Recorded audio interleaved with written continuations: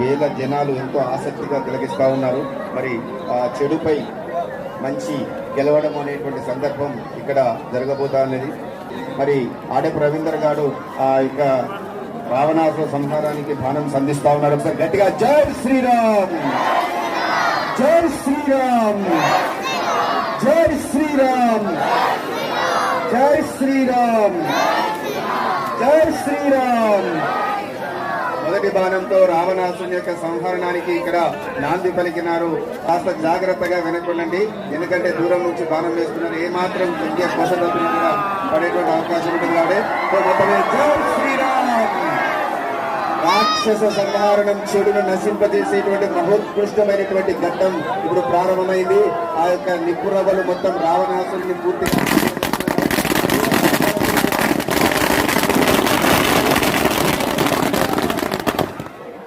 జై శ్రీరామ్, జై శ్రీరామ్. అసలైన దసరా పండుగ ఇప్పుడు మనకు ప్రారంభమైంది. ఇక్కడ దహింపబడేటువంటిది రావణాసుడి యొక్క ప్రతిమ మాత్రమే కాదు, మన అంతరంగంలో ఉండేటువంటి చెడు కూడా ఇక్కడ దహింపజేసుకోవాలి మనందరం కూడా. ఎందుకంటే భారతీయ సంస్కృతిలో సాంప్రదాయాలు బంధాలకు చాలా విలువ ఉన్నది. మన బంధాలను మనం నిలుపుకోవాలి. మనలో ఉండేటువంటి అసూయ రాగద్వేషాలన్నింటినీ కూడా నశింపజేసుకొని